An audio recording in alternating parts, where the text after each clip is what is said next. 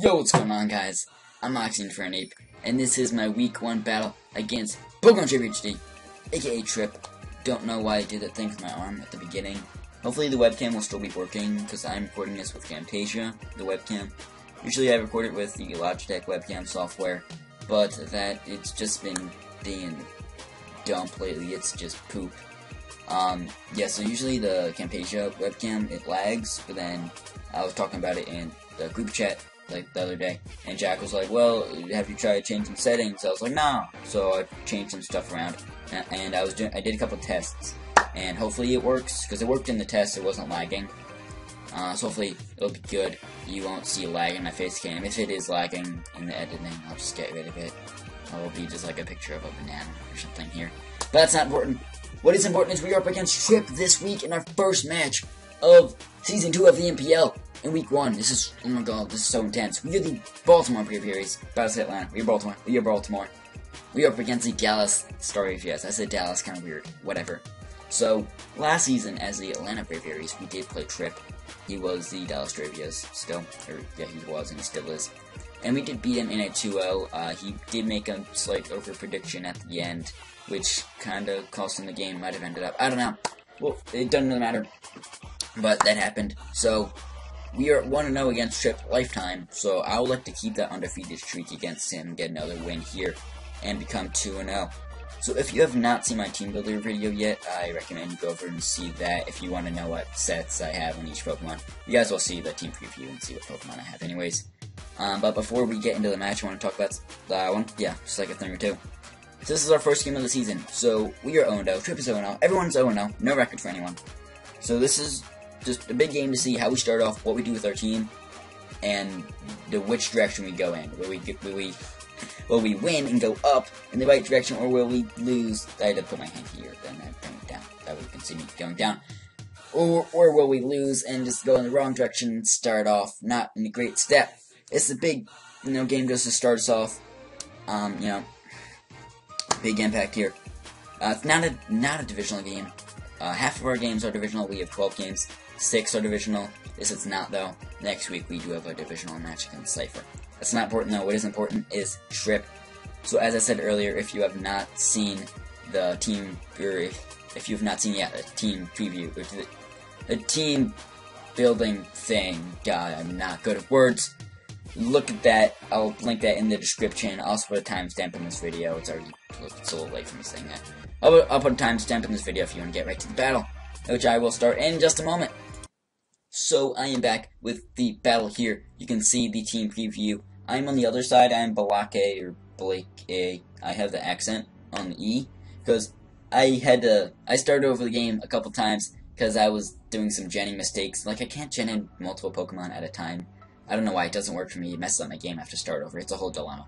So, I just went through multiple weird versions of naming myself, like B-Lake. I did that a couple times. And Balake, with the B Lake with the E as the accent. I don't know. Yeah, it's not on my side because I did not have the voice recorder at the time of recording this, because I hadn't got far enough in the game. But I don't even need to get far enough. I can just hack it in through PK Hex. Woo, that's cool. So this is from Trip's perspective. So the Pokemon on my team are just on the other side. So yeah. Is there anything else I want to say? Oh yeah. So, going into the battle, I knew I wanted to lead with Clefable, no matter what 6 Pokemon he brought. If he led with Charizard or Ditto, I was just going to T-Wave. If he led with anything else, I would go for the Stealth Rock. And, well, yeah, he actually doesn't bring the Ditto. I thought he would, but he didn't, so that's good. And he did bring the Gothitelle. I didn't really think he would bring that. I expected Hydreigon, but he brought Lucario, which I definitely understand. I see. What I'm trying to say. I thought maybe he would bring both. Maybe he'd just bring one of them. He brought Lucario. Let's just get into the battle. Let's just start that off. Stop wasting time doing all kinds of things. This is week 1. This is very hyped up. Make sure to like this video. Give it a nice thumbs up. So we are issuing the challenge because we are on the other side, of course. So he leads with Sasha, his Tangrowth, which does fit in that spectrum of anything else that is besides the Charizard or Ditto. So I'm like, okay, I'll just set him Stealth Rocks. So he switches out into his Gothitelle, which is named May, you guys see. So I'm like, okay, I'm gonna just get my rocks, just throw them at him real quick.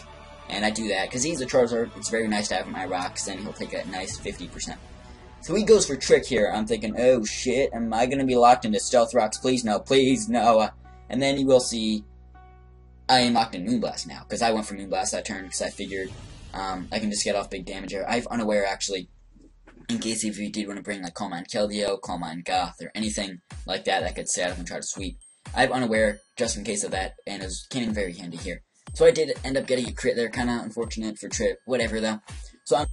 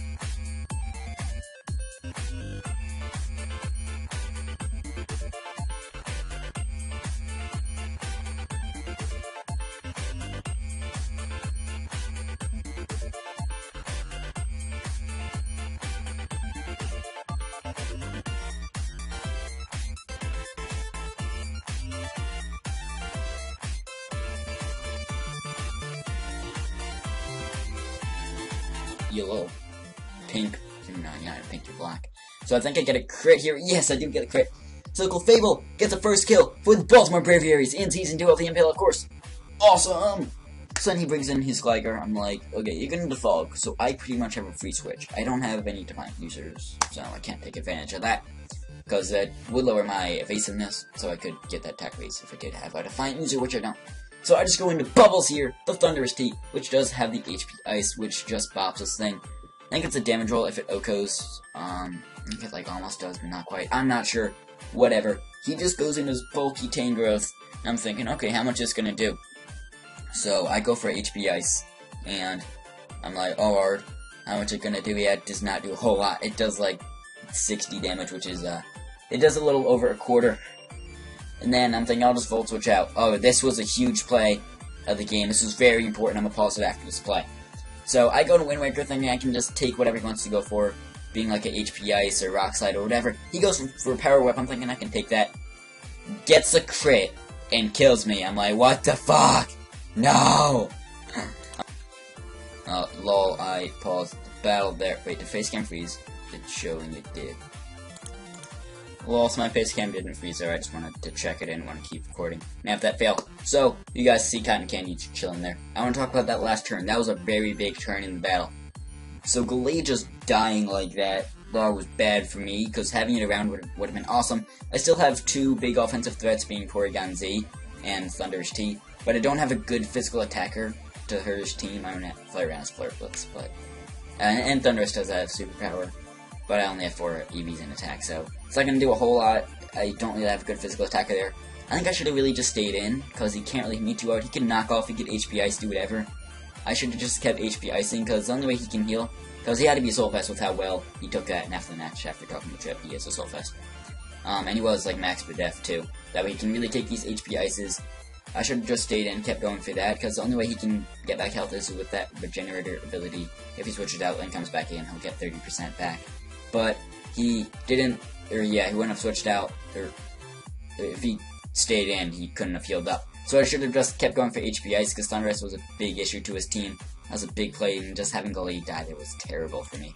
So let's just continue. So I bring in Porygon Z. I thought I could kill it. I ran Damage Calyx for Assault Vest if he was max HP, and like max attack, but not max HP, max for death, because that's what he was. So let's go for Tri Attack there, because that can do big damage to anything. I thought he might have switched. I almost went for Ice Beam, but I thought maybe he would go into Alomomola, predicting that. So I go for Tri Attack.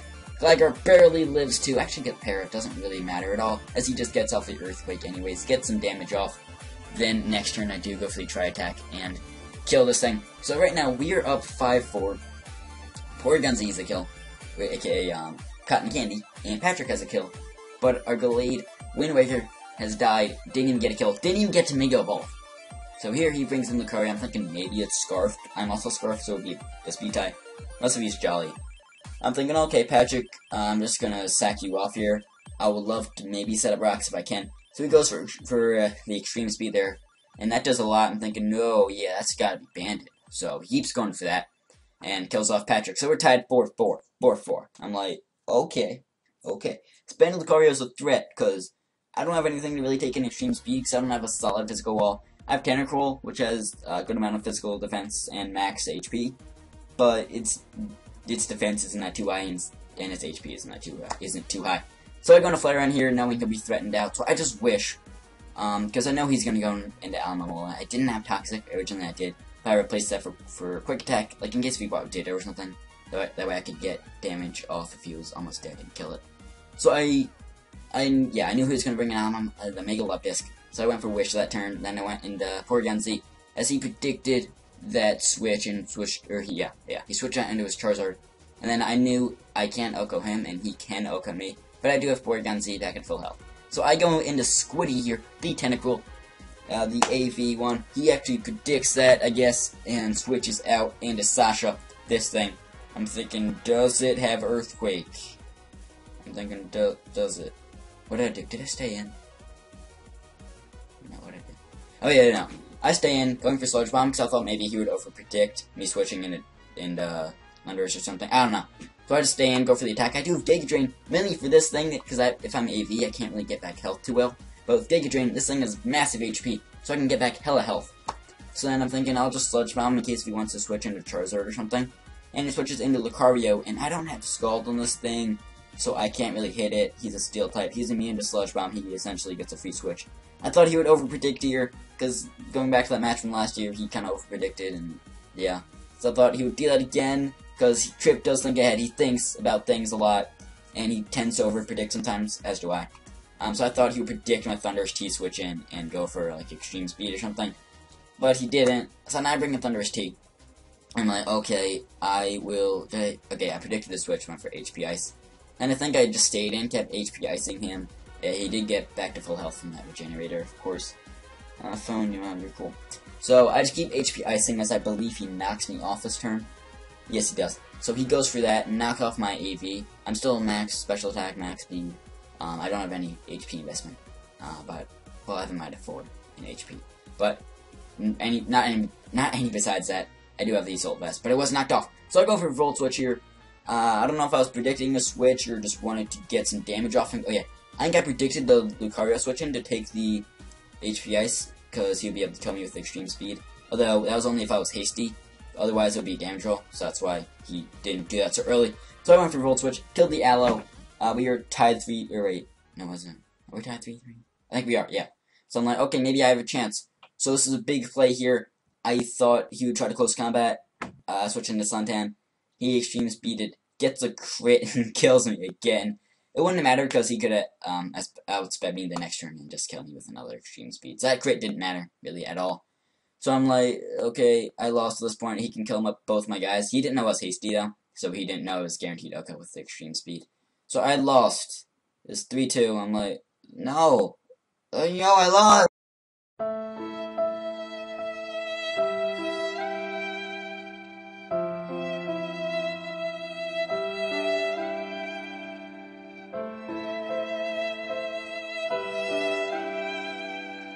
I was like, whatever, man. I should have just kept HP Icing. I guess he predicted my switch, or I don't know. He knocks off the Toy Scarf. So then he goes into Charizard, I think.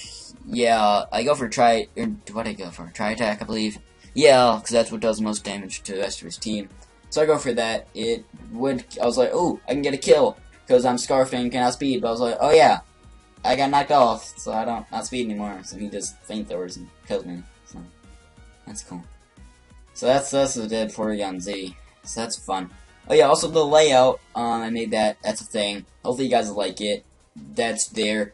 And each Pokemon will be like grayed out. They'll become gray once they're dead, and it'll show how many kills they have. So, Porygon Z, you die there. We're down 3-1. Okay, no, I was about to say he could have outspread and just kill me. But no, that's not true. I was looking, maybe he'll just keep that thing in and let me get a kill. But no, he preserves the 3-0. As I just HP Ice, and he can just like knock off an HP Ice and stuff and kill me. Yeah, so that happens. You guys will see that in a moment. Just throwing HP Ices back at each other, as he does inevitably win 3-0. Going into this week, I felt pretty confident. I felt like I had a good matchup, but I just didn't have a great way to hit tank both, and that was a bad misplay earlier, going into Glade, from that Volt Switch. I should have just stayed and kept HP icing. That would have been the right play, because he doesn't have a great thing to take on Thunderous T, if his tank growth was weakened down. So if I just kept HP icing, weakening him down, could have worked out. He does bring in Lucario here, just extreme speed. It's a 3-0. Yeah, so Thunderous died to Lucario, Porygon died to Charizard. So that's a thing. So you guys see that there. So we do lose, unfortunately. So that sucks wing. So now I think it'll go back to my face cam instead of just the screen. So now we are 0-1. That's a shame. Rough start. But you know what? We still have 11 more weeks. And I don't know if you guys pay attention to the UCL. I don't really pay attention a whole lot. But I do know that Patters, he lost his first 2 games, and then he won the rest. I think well, no, the whole season's not over. But he's won like 11 in a row since losing the first 2. So I'm not saying we're going to do that. Well, that implies me losing the next game, which I don't want to do. Maybe I could, though. I could win like 10 in a row. I don't know. We'll see. So next week, we do play Cypher. Cypher, that is a divisional match. That'll be a big match. I don't know how he's done this week in week 1. I know he plays Vicer. I don't know if he won that or lost that or what the deal is. We'll see, or I'll see. You guys will know. Whatever. So actually, one thing I do want to mention though, Flareon in this battle, I felt like he really didn't do a whole lot. I could have put something different on my team instead of that. I did bring out the defensive Flareon. Only point he ever came into the game was when Lucario just killed it with extreme speed. Actually, no, he also did pass off a Wish earlier. So that happened, which didn't really end up mattering in the end. Whatevs. So, Flareon, I decided I could do some things with it in future weeks. I could do some cool stuff, but I decided to drop it. And I picked up Braviary, the mascot, Braviary. We had him last year. He was a mascot last year. He's a mascot this year, so we are still the Braviaries. So we picked our mascot, the man, the myth, the legend. We picked him up. So, next week, Cypher, he has 4 Intimidators. Braviary gets Defiant. So, that's good for me. That kind of stops his whole intimidation plan. So, that's good for me. We'll see what Cypher does. Hopefully, we can pull out a dub next week. I've already built my team for that. I like my team. I like the sets I'm bringing. I feel like it's a good mix between creative and it could actually work. So, hopefully, that goes well. I don't think I really have a whole lot more to say. As you guys, I think, would be able to see in that layout thing, we did get, Clefable got 1 kill, Porygon Z got 1 kill, and Thunderous T got 1 kill. I was hoping Glade would be able to get a kill, because I feel like Glade really could end up in the MVP race. Thunderous T also could. Maybe Porygon Z if I bring it enough. Mainly Thunderous T, though, and Glade, they really could be MVPs. This season could be at the top. So could Weavile. Didn't bring Weavile this week, but Weavile I know can do a lot of work. Like in the GBA some seasons, he's just been really good and been one of the top MVPs. So I know I can do a lot of work with some of these Pokemon and make them, really high on that MVP list. Glade, I didn't even get to make it evolve this week. Wow.